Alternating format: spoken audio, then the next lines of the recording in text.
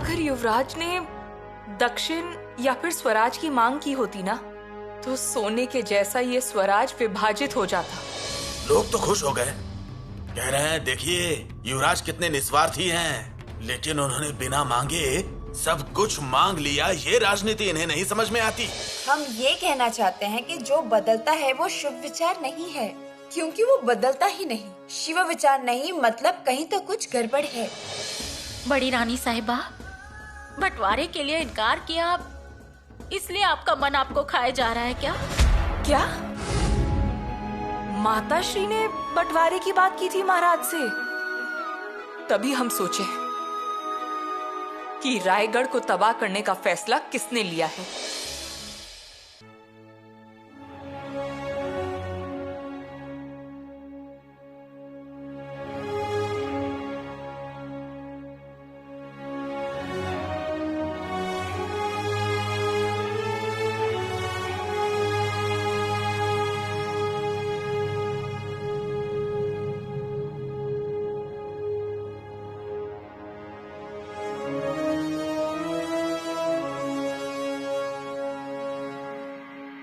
माताश्री, शंभू राजा। माताश्री बोलिएगा बाद में,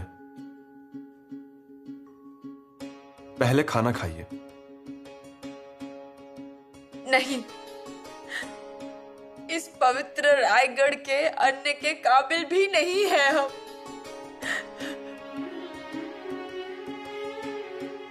माताश्री ये क्या कह रही हैं आप? हमारे हाथों से जो नहीं होना चाहिए था वो हो गया और इसका हमें बहुत पश्चाताप हो रहा है। माताश्री आप क्यों अफसोस कर रही हैं? जो हो गया उसके बारे में सोचने से अच्छा है जो सामने है उसके बारे में सोचिए। फिर भी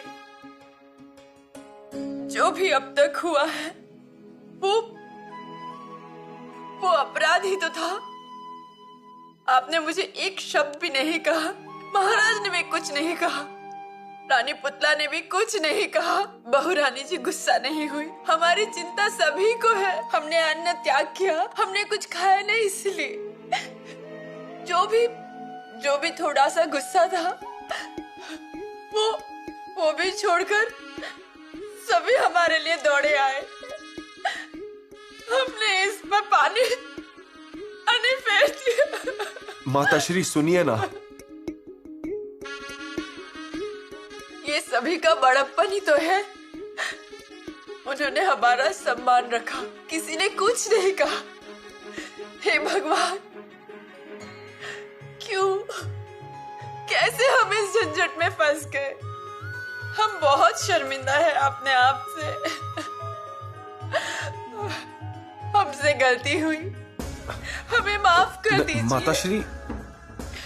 माताश्री पहले भी हमने आपसे कहा था, आज फिर से कहते हैं, माँ कभी गलत नहीं होती, उन्हें माफी नहीं मांगनी चाहिए। शंभू राजा, माताश्री आप खुद को ऐसे बंद कर देंगी, ऐसे अन्न त्याग कर देंगी, ऐसी कोई बात हुई ही नहीं है। माताश्री आप बेफिक्र रहिए। शंभू राजा,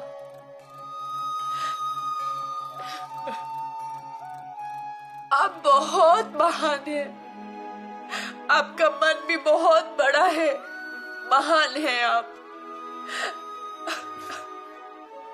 माताश्री रानी माँ ने हमेशा हमें एक ही बात सिखाई है कि जब तक हमारे घर में और गांव में भाईचारा बना रहेगा ना, तब तक हमारे कोई भी दुश्मन हमारे गांव पर आक्रमण करने का सोचेगा भी नहीं।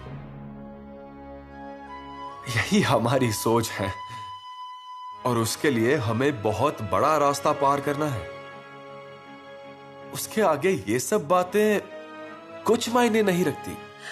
हमें समझ में आ गई, हम बहुत शर्मिंदा हैं। माताश्री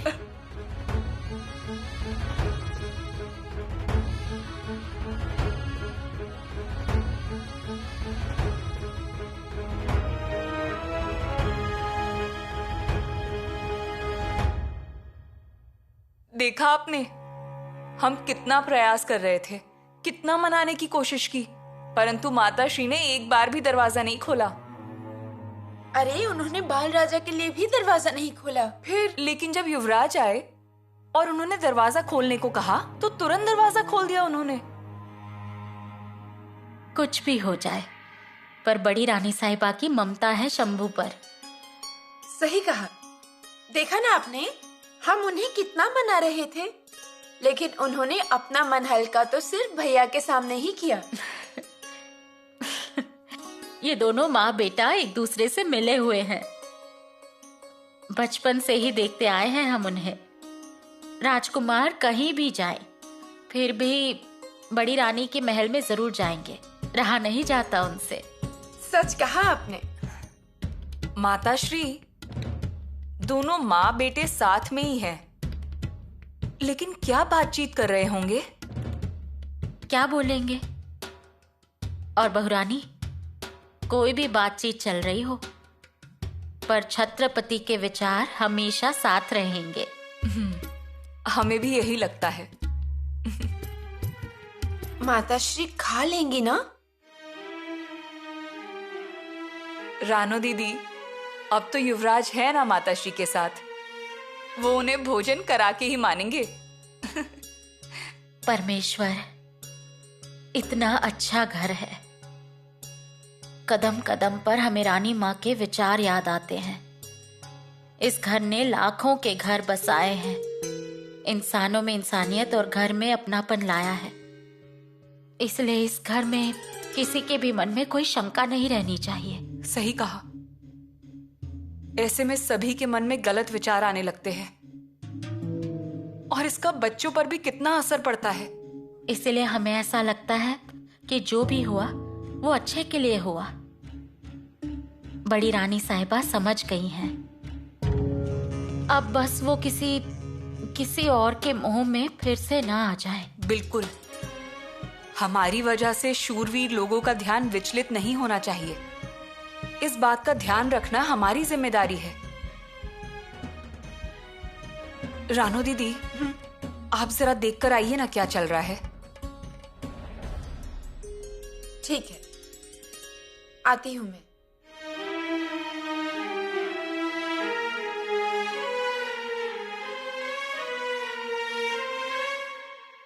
आखिर ये आग लगाई किसने है, ये मुझे ठीक से समझ नहीं आ रहा है। आग लगाई?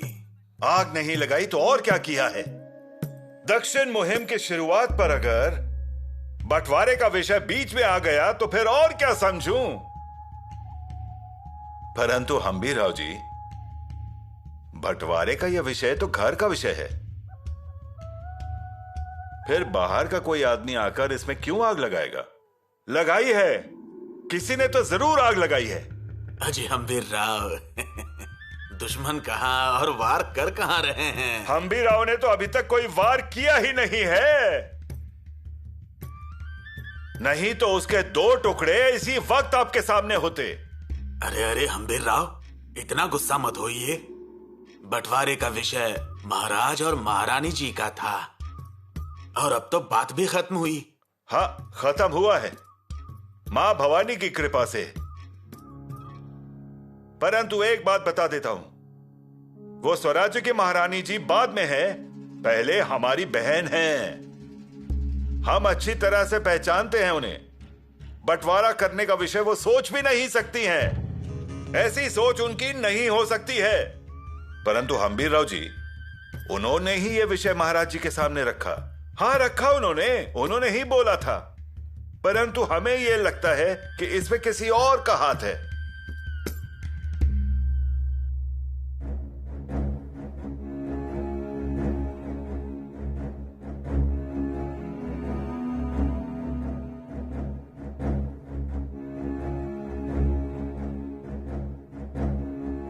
महाराज,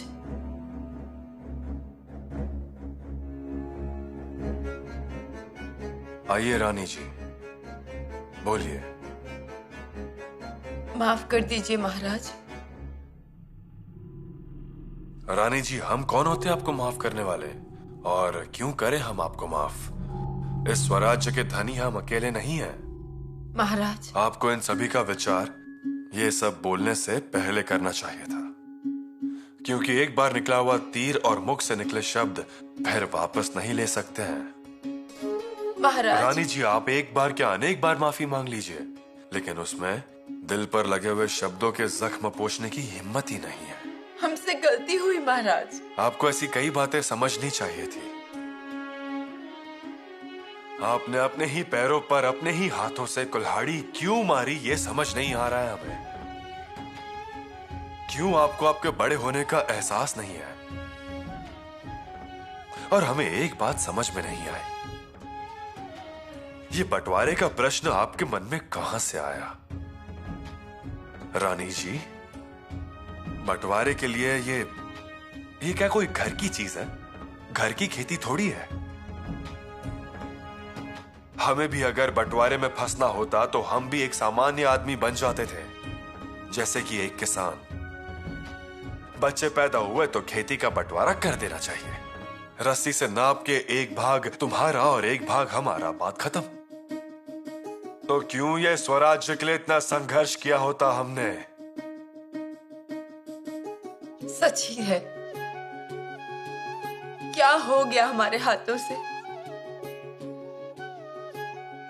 रानी जी, आप ऐसी बातों पर ध्यान मत दीजिए। एक बात हमेशा ध्यान में रखिए, लोग हमेशा दूसरों का सहारा लेकर हमसे गलतियां करवाते थे, इसीलिए हमेशा सतर्क रहना चाहिए। सोयरा रानी जी, जो है उसे जोड़ने की कोशिश करिए, तोड़िए मत। जी महाराज। हमारे घर में बंटवारा नहीं हुआ ऐसा नहीं है, हमारे घर में भी बंटवारा हुआ है, एक बार, सिर्फ और सिर्फ एक बार।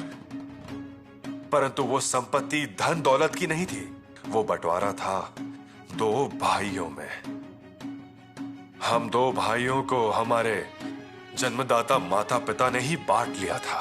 बड़े भैया थे पिताश्री के पास और हम थे रानी मां के पास। बहुत छोटे थे हम, हमें समझ भी नहीं थी तभी। महाराज, महाराज आप बहुत महान हैं, माफ कर दीजिए हमें। महारानी, हमने आपको उसी दिन माफ कर दिया था, परंतु एक बात ध्यान में रखिए, सिंहासन के अगल बगल में हमेशा चतुर, झूठे, महत्वाकांक्षी इंसान रहते हैं। वो आपका ध्यान भटकाने की कोशिश करेंगे, परंतु हमें सतर्क रहना चाहिए।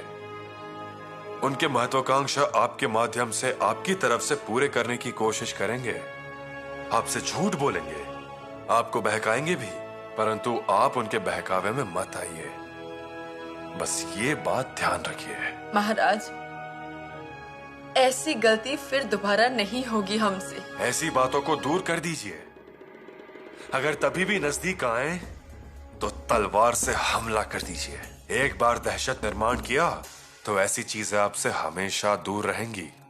इन सारी बातों की जड़ अब हमें समझ में आ रही है। बंटवारा हुआ है, ऐसी खबर अगर प्रजा में फैल जाती है तो क्या कहेंगे लोग? एकता करने वालों के घर में ही दरार पड़ गई। हमारा मान सम्मान क्या रह जाएगा? इसीलिए कह रहे हैं सोयरा रानी जी, हमेशा धैर्य से काम लीजिए और रानी मां के सोच को हमेशा ध्यान में रखिए, और जो ध्यान ना दे उन्हें जाने मत दीजिए।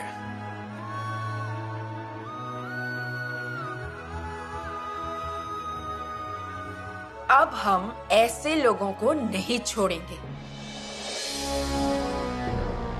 अन्नाजी पंत किधर है? अन्नाजी पंत जगदीश्वर के मंदिर में गए हैं। अच्छा,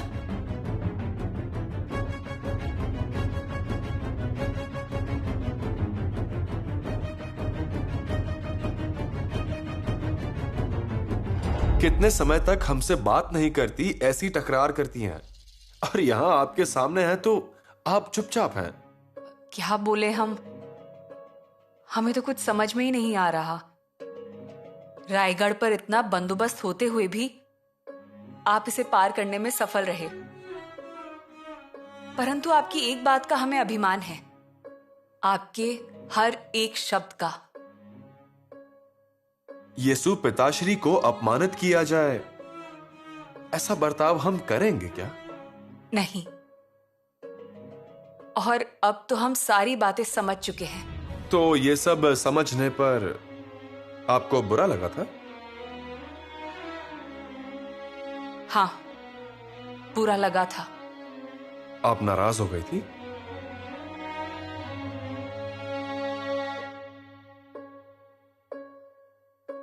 एक स्त्री की हैसियत से नाराज थे, परंतु छत्रपति की बहू होते हुए हमें नाराज होने का हक बिल्कुल नहीं है। दुखी भी हो गए थे, परंतु छत्रपति की बहू होते हुए हम उस दुख को व्यक्त नहीं कर सकते थे। युवराज, यहां किले पर रहते हुए आंखों से निकले आंसू को पलकों में छुपाने के लिए भी बहुत मेहनत करनी पड़ती है, क्योंकि घर की इज्जत को बचाना होता है, क्योंकि बड़ों का सम्मान करना होता है, और इसीलिए खुद के सुख और दुख को महत्व नहीं दे सकते। सच है।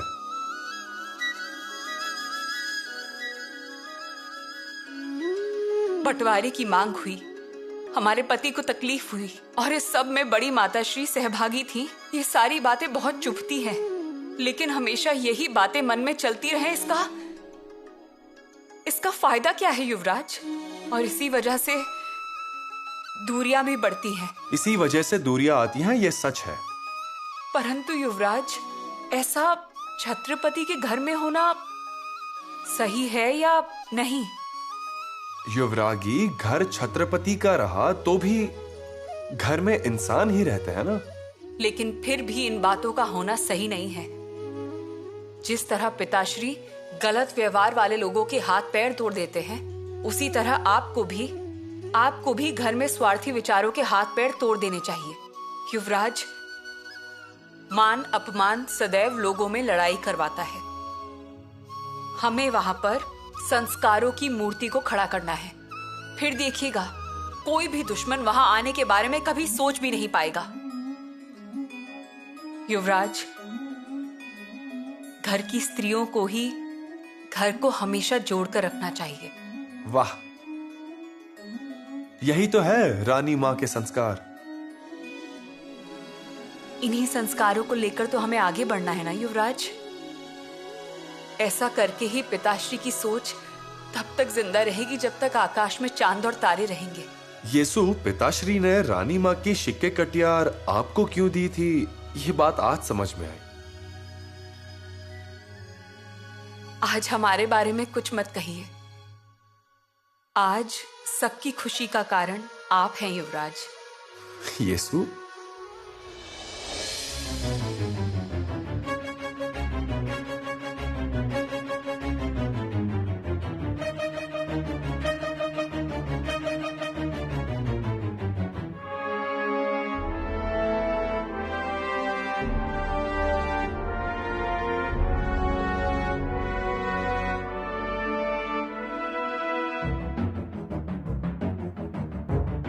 पंत, महारानी जी,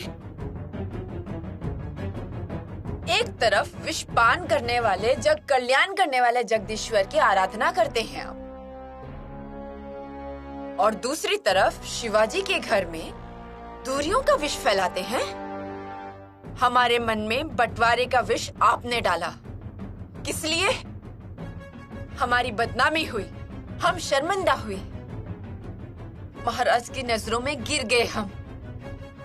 हमारे सोने जैसे बच्चे के लिए गलत विचार भी ले आए हम। हमारे विचारों को भटकाया आपने। हमारा गुरूर खत्म करने का मार्ग दिखाया आपने। घिनौना, बहुत घिनौना हरकत कर बैठे हम। ऐसा मत सोचिए आप। एक तीर जाया होने से तरकश थोड़ी ना खाली हो जाता है। आगे से ये सब बातें बंद। अजी, लेकिन बाल राजा का भविष्य। खामोश।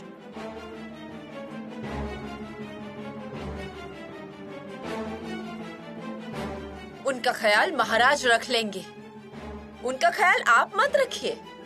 और इसके आगे अगर आपने हमें कुछ बताने या समझाने की कोशिश की तो बिना दया किए आपको सुरनिस के पद से निष्कासित किया जाएगा। ये बात याद रखिएगा।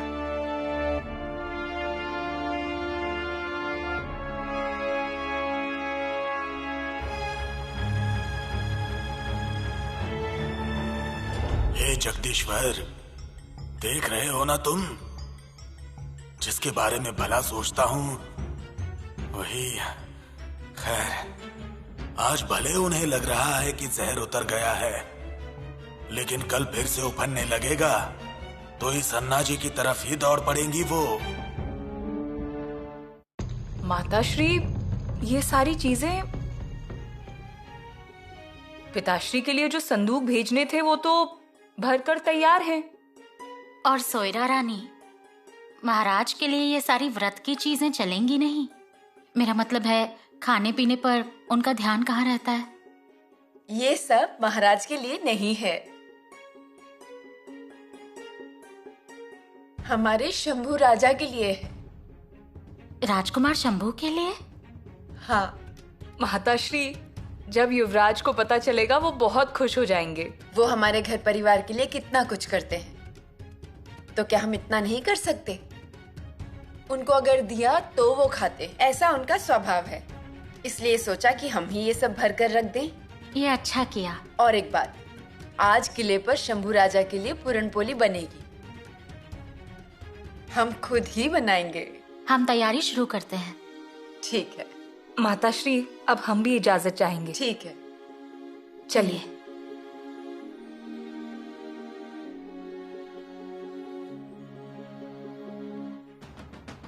महारानी,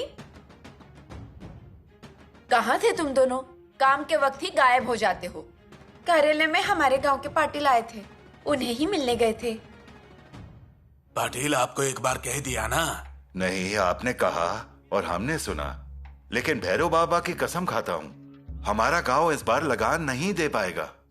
अजय, ऐसे कैसे? आप कायदों के खिलाफ जाएंगे? हम कहाँ खिलाफ हैं? तो फिर भैरवबा की कसम खाने से हम चुप बैठ जाएंगे क्या? ऐसा बिल्कुल नहीं चलेगा। आपको लगान भरना ही पड़ेगा। लेकिन हर साल बिना भूले हम भरते ही हैं। सच बताइए, कहिए कि इस बार फसल अच्छी नहीं थी। नहीं, फसल तो अच्छी हुई थी, लेकिन अचानक से फसल को कीड़े लग गए। आपको पता है, 4-5 दिनों में हमारी पूरी की पूरी फसल सूख गई। नहीं, थोड़ी बहुत गुठलियां थी, लेकिन दाने भरे हुए नहीं थे, और जो भरी हुई गुठलियां थी वो सारी पंछियों ने खा ली। इसीलिए हमारा पूरा गांव मुसीबत में आ गया है। आपकी मुसीबतें आप जाने। तो फिर महाराज जी के पास जाना होगा। आप दूसरा जानते ही क्या हैं? महाराज के पास जाऊंगा, महाराज के पास जाऊंगा। अब महाराज ही जा रहे हैं। किले पर आते हुए देखा ना आपने, कितनी फौज जमा कर रखी है, कितने घोड़े, कितने बैल, कितने घुड़सवार, सरदार, सैनिक। ये लोग क्या खाएंगे आप ही बताइए। हमारी हालत बहुत ही खराब है। अगले साल हम कुछ दे देंगे। अगले साल नहीं, ये मेरे उसूलों के खिलाफ है। हाँ, 2 दिन में देख लीजिए, वरना गांव के मुखिया के तौर पर आपको जिम्मेदार ठहराऊंगा। नहीं, हमें थोड़ा वक्त दीजिए, मैं देखता हूँ। नहीं, कुछ लगान की व्यवस्था करता हूँ। जल्दी देख लीजिएगा, मेरे पास हर गांव के साथ बहस करने के लिए समय नहीं है, वरना मैं कानूनन आप पर दावा ठोक दूंगा। सुनिए, आप इतनी जल्दबाजी मत कीजिए। मैं अभी आया। माफी चाहिए, दे भी देते, लेकिन वो इस अन्ना जी के खेत में नहीं उगती।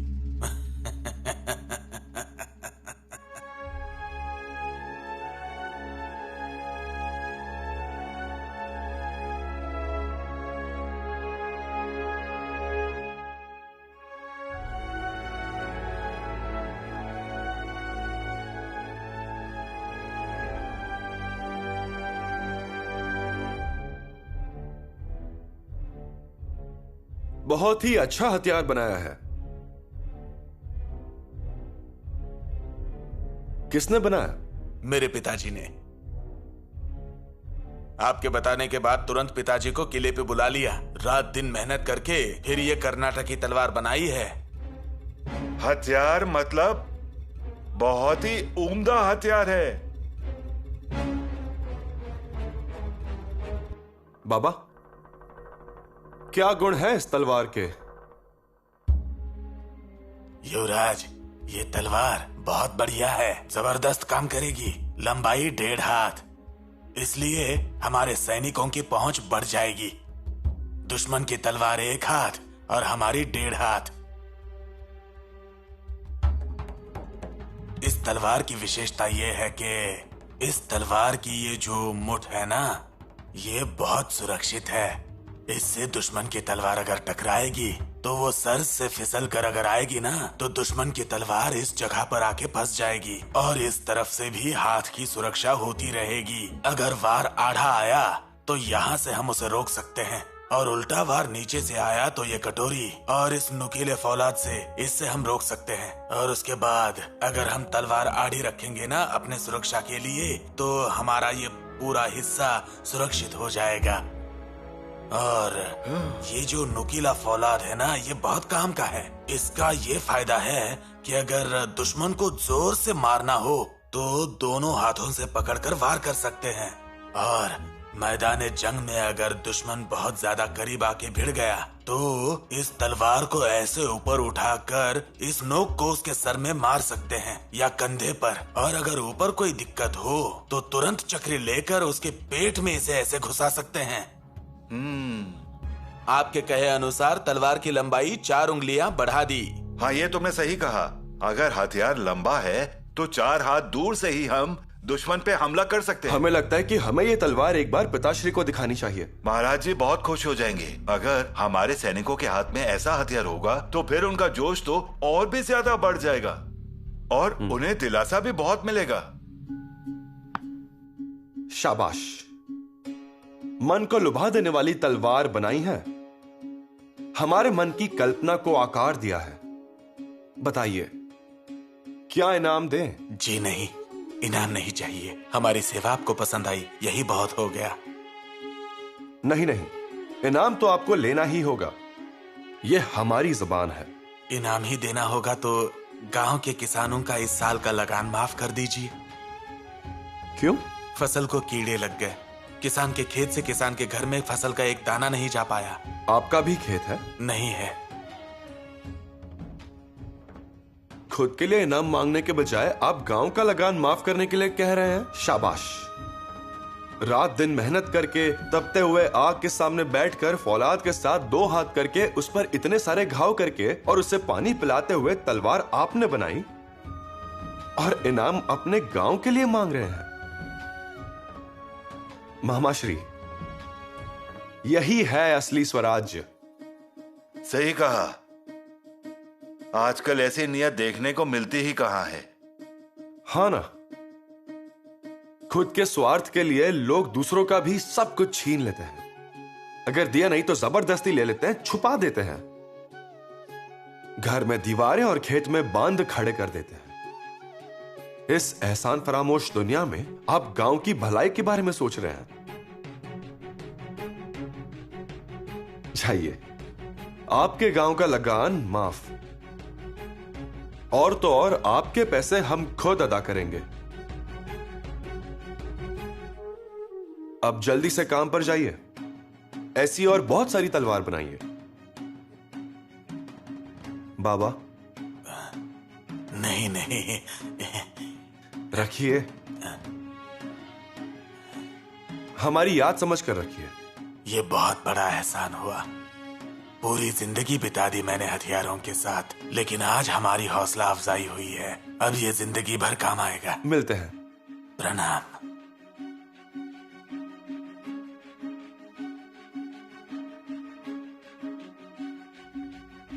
युवराज, तलवार को आकार देते देते मनुष्य को भी आकार देते देखकर मेरा तो मन भर आया। तकरीबन 200 के आसपास अनाज की बोरियां, 50 से 60 बोरी चावल, दाल वगैरह, सब्जी का प्रस्ताव संबंधित कर्मचारी को यह भेज देता हूं। हाँ, उसमें लिखिए 40,000 सैनिक और 20,000 घुड़सवार, मतलब तैयारी में रहेंगे। हाँ, सही कहा। मुखिया जी, आप वापस आ गए? आपसे कहा था ना कि आपके गांव को लगान माफ नहीं होगा। लेकिन मेरी बात तो सुन लीजिए। अब क्या सुनना है? नियम मतलब नियम। पर लगान के बारे में ही। वो बात ही मत कीजिए। सुरनिस ने बोला मतलब बोला। ये पत्थर की लकीर है, समझे आप? जाइए और लगान लेकर आइए। लेकिन लगान माफ कर दी गई है। लगान माफ किया? हाँ। किसने किया? युवराज ने। युवराज ने? वो कैसे कर सकते हैं लगान माफ? पंत, मेरे पिताजी के काम से युवराज बहुत खुश हैं। उन्होंने जैसा बोला था वैसी तलवार बनाई मेरे पिताजी ने। जी सरकार, तलवार देखकर बड़े बड़े डर जाएंगे ये जानकर सारे गांव का लगान माफ कर दिया। कद्रदान है युवराज, वो लाख कद्र करेंगे, लेकिन यहाँ कम पड़ेगा उसका क्या? आप भी कद्र किया कीजिए पंत। अजी स्वराज्य है ये, मुसीबत में आप साथ नहीं देंगे तो हम क्या करेंगे? चलता हूँ, अगले साल जरूर आऊंगा पूरी लगान लेकर। हाँ, नमस्ते। मदद तो कर दी पर कानून के खिलाफ। अब आप देखिए, हम लगान माफी रुकवा देंगे। क्या आप युवराज के फैसले के खिलाफ जाएंगे? हाँ जाएंगे। नहीं कर पाए तो मुंह के बल गिर जाएंगे। गिर तो जाएंगे लेकिन हम नहीं। तो फिर? युवराज गिरेंगे, युवराज मुंह के बल गिरेंगे। वो कैसे? आप देखते जाइए राहु जी। अन्नाजी पंत कहते हैं मुझे, उन्हें मुंह के बल नहीं गिराया ना मैंने तो नाम बदल दूंगा अपना। युवराज के कार्यालय से भेजा है मंजूरी के लिए।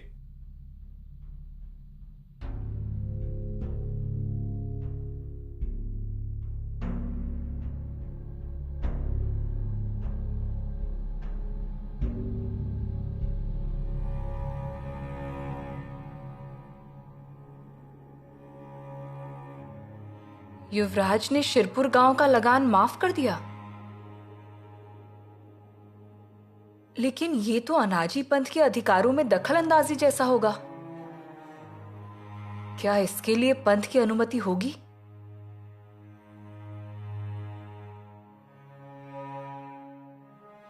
युवरागी,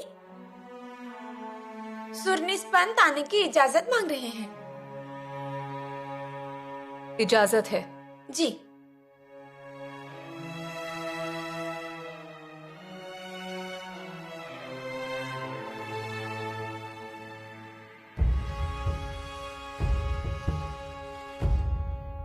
प्रणाम युवरागी, माफ कीजिए, आपको तकलीफ देने की जुर्रत कर रहा हूं। तकलीफ की कोई बात नहीं है, कहिए। शिरपुर गांव का लगान माफ कर दिया है युवराज ने। वो कागज मंजूरी के लिए आया होगा आपके पास। हाँ, ये वही कागज है। मतलब स्वराज्य हित के लिए हम जनता से दुश्मनी लेंगे, उन्हें धमकाएंगे, चार बातें सुनाएंगे, तब लोग लगान भरते हैं। और यहाँ युवराज कर्ण का अवतार लेकर लगान माफ कर रहे हैं। क्या ये उचित है? उचित अनुचित छोड़िए, क्या ये नियम अनुसार है? नियम के खिलाफ है, लेकिन युवराज होने के कारण उन्हें हक है कि वो लगान को माफ कर सकें। तो पूरे गांव को माफी, ठीक है, उस बारे में भी हमें कोई दिक्कत नहीं। लेकिन जिस गांव का लगान माफ किया उस गांव का मुखिया और हम में बहस हुई है। वो कहता है फसल में कीड़े लग गए, इन्हीं के गांव की फसल पर कीड़े पड़ गए। क्यों? क्या कीड़े नहीं पड़ सकते? अजी वजह क्या है? एक लोहार ने तलवार तैयार की, तलवार वो युवराज को पसंद आई, इसलिए इनाम मांगने के लिए कहा, तो उन्होंने लगान की माफी मांगी और उन्होंने दे दी। अब ये भी कोई बात हुई क्या? और अब ये जो कमी है हम कैसे भरेंगे? ऊपर से मुहिम की शुरुआत में ये सब, जब धन की जरूरत हो तब दान कैसे कर सकते हैं?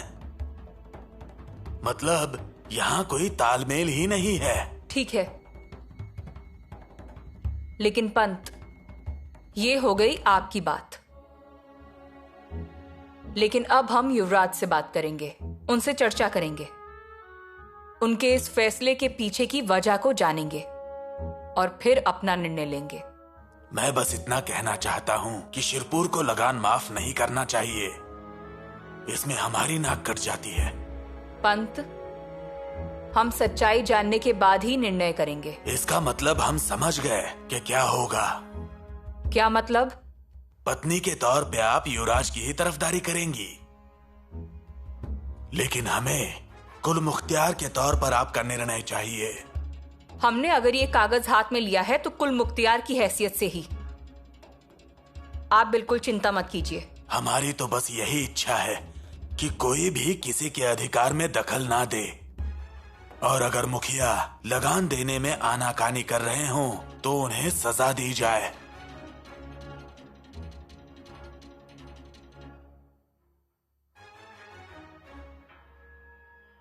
पंत, किसान कभी ठगते नहीं हैं। ठगने वाले कोई और लोग होते हैं, और आप इस बात को अच्छी तरह से जानते हैं। हाँ? मतलब अगर किसान ठगते तो उनकी बीवियों के गले में फिरंगी बनावट के हार और जेवरात दिखाई देते ना? हाँ, मतलब हाँ। हम सही निर्णय लेंगे पंत, आप बिल्कुल चिंता ना करें। जी। आप जा सकते हैं। जी युवराज। ये एक उम्दा तलवार है। जब ऐसी तलवार हाथ में आती है तो लड़ने का जोश बढ़ जाता है। सही कहा। इस तलवार से दुश्मन को एक झटके में मार गिरा सकते हैं। हम्बीर राव, हमने बनाई तलवार से भी 4 उंगली बड़ी है ये तलवार। हाँ हाँ, लेकिन इसके लिए युवराज कितनी ज्यादा मेहनत कर रहे थे।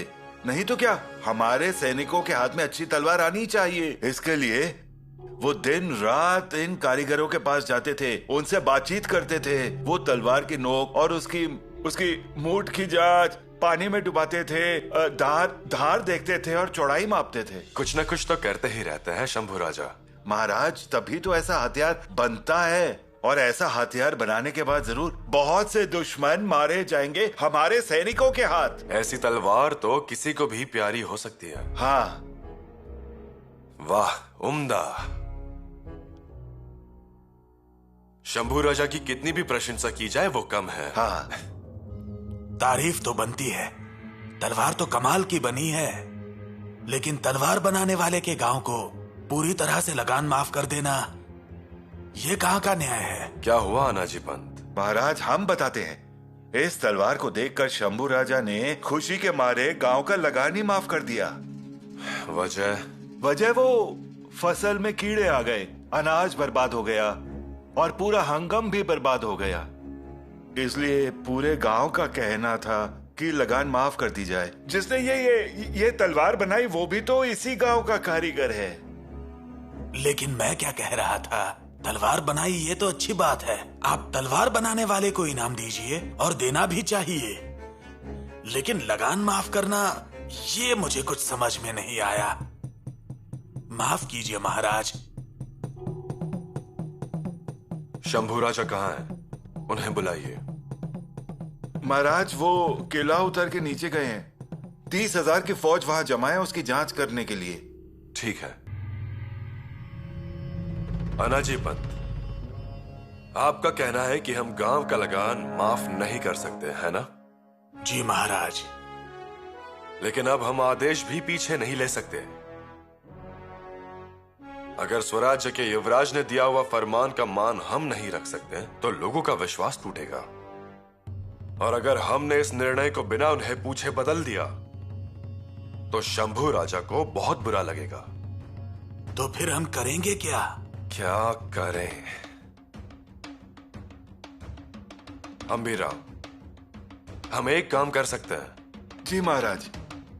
गांव के युवा लड़कों को अपनी फौज में भर्ती कर लो। उन्हें कहना उन्हें मिलने वाले वेतन में से लगान काट दिया जाएगा।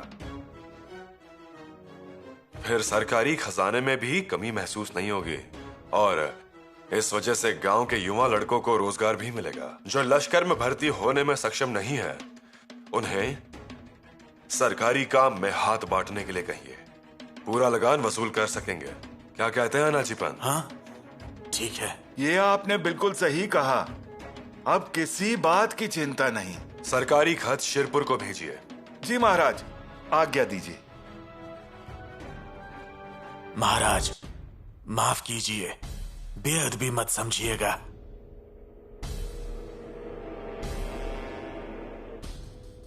बोलिए अनाजी पंत। महाराज, नेतृत्व के निर्णय का पुनर्विचार कीजिए। वजह? शंभू राजा भावनावश निर्णय लेते हैं। उनके निर्णय सेनापति के निर्णय नहीं होते। युद्ध भूमि पर ऐसी बातों से तकलीफ हो सकती है। अथनी की मुहिम में भी बब्बर खान को जीवन दान दिया था। छोटी चीजों से ही वो अत्यानंदित हो जाते हैं। अत्यानंदित होते हैं मतलब? लेकिन वो लोगों की मदद ही करते हैं। उदार होना रणभूमि में मात खाने वाला गुण है। अब हम क्या बोले? आप तो सर्वज्ञ हैं। उन्हें परिपक्व होने की जरूरत है। हमें फिक्र होती है इसलिए बता रहे हैं।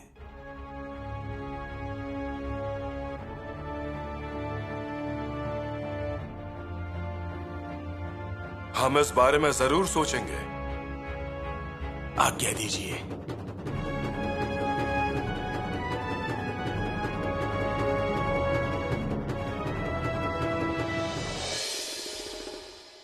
बहिर जी, आपका कुतुब शाह क्या कहता है?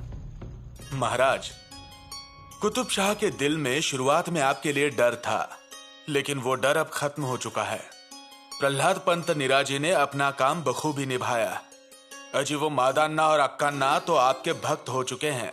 ऐसा मतलब नेराजी पंत के बेटे प्रहलाद पंत भी कसौटी में सफल हुए। बड़ा मुश्किल काम था, लेकिन इन्होंने आसान बनाया। और एक बात है महाराज, हमारे स्वराज्य के प्रजा के मन में आपके लिए जितना आदर है, उतना ही आदर वहाँ की प्रजा के मन में भी आपके बारे में है। अच्छा, इसका मतलब दक्षिण अभियान का मार्ग अब आसान हो गया है। नहीं महाराज, भागानगर जाते समय बीच में विजापुर के अधिकार की एक चौकी है, जिसे हम दक्कन का दरवाजा कहते हैं। कोपल की चौकी?